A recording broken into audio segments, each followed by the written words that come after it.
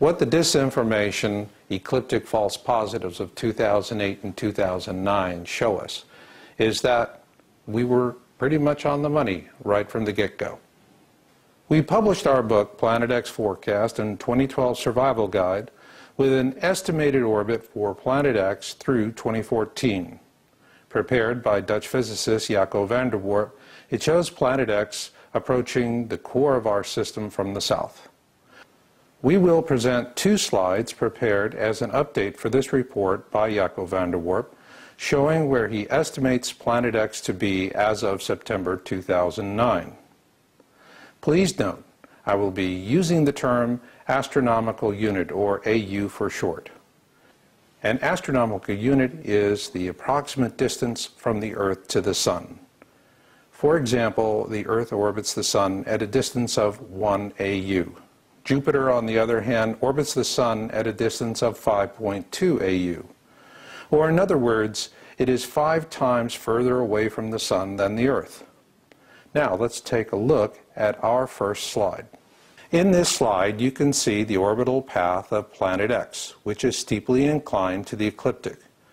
Jaco currently estimates the distance between Planet X and the Sun to be 9.9 astronomical units. Now let's imagine we're standing on the South Pole. Here is slide number 2. Here we're looking above the horizon at an angle of approximately 60 degrees, and Planet X is in the constellation Pictor. Now let's address the 5 reasons why we're not seeing Planet X at this time.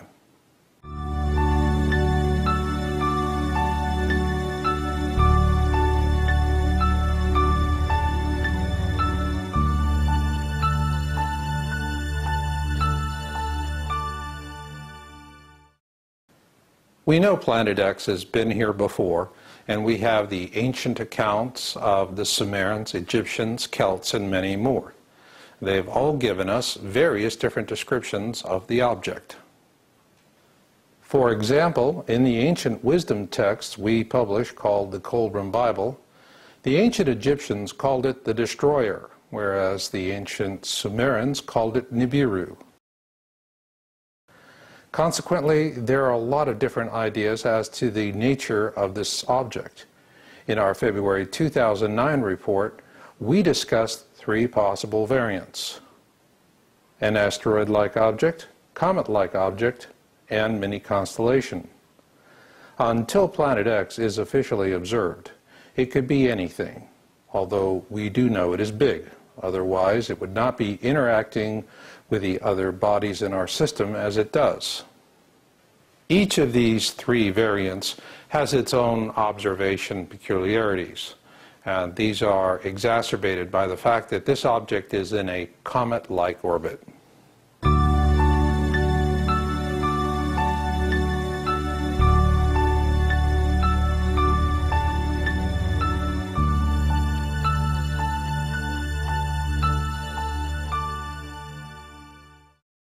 Regardless of what type of object Planet X turns out to be, one thing we do know is that it is in a comet-like orbit, and that makes it very unpredictable. A good example is comet Hale-Bopp. It was the most widely observed comet of the last century, and it was dubbed the Great Comet of 1997. At the time of its discovery in 1995, it was estimated to be in a 4,200-year orbit around our Sun. However, in 1996, it passed within 0.77 AU of Jupiter. To help put that in perspective, Venus orbits our Sun at a distance of approximately 0.72 AU. So, as a result of a 0.77 AU flyby past Jupiter, Hale-Bopp's 4,200-year orbit was shortened by 40% to just 2,533 years. How could this happen? Just as with Planet X, Hale-Bopp's orbit around our Sun is steeply inclined to the ecliptic, which makes it inherently unstable. And the substantial reduction in its orbit is explained by a theory called the Kozai mechanism. You can learn more about the Kozai mechanism on the internet, and it is covered extensively in our book Planet X Forecast and 2012 Survival Guide. As we've often pointed out in our book and on our websites, this object is in an unstable comet-like orbit. Simply stated, Planet X is a fast traveler and its orbit is steeply inclined to the ecliptic. Ergo, its orbital behavior is highly unpredictable and subject to change at any time. This will become even more pronounced as Planet X closes the distance between itself and our Sun.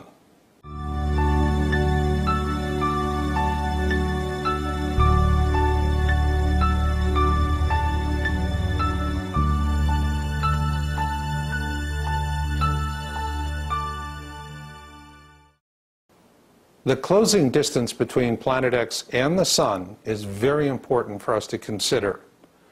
Let's take another look at that first slide prepared by Jaco van der Warp. He currently estimates the distance between Planet X and the Sun to be 9.9 astronomical units. That is nearly twice the distance between Jupiter and the Sun. This is an important fact because comets are not typically observed until they're inside the orbit of Jupiter. They must come this close to the Sun before they develop a coma and tail.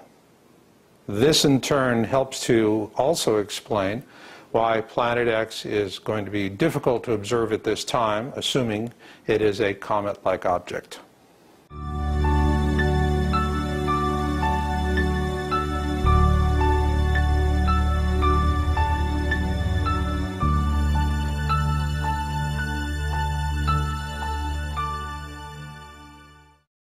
To help give us a perspective on the Planet X transit through the southern skies, let's return to Jaco van der Warp's second slide.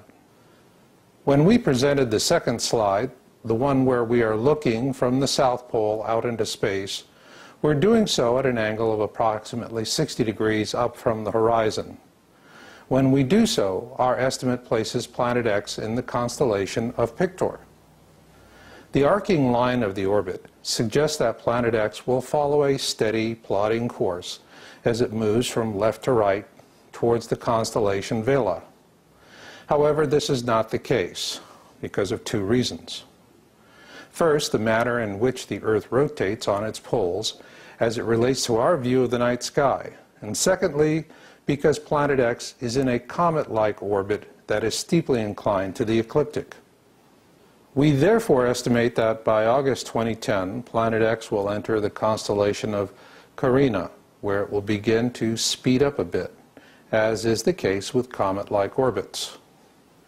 During this time, the distance between Planet X and the Sun will be decreasing, while at the same time the angle of its orbit will be increasing.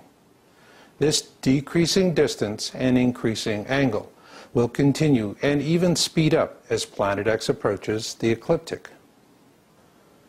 Assuming Planet X continues following this orbital path, regardless of what type of object it may be, the fact is it's going to be heading towards the Milky Way, and that creates a whole new kind of viewing problem.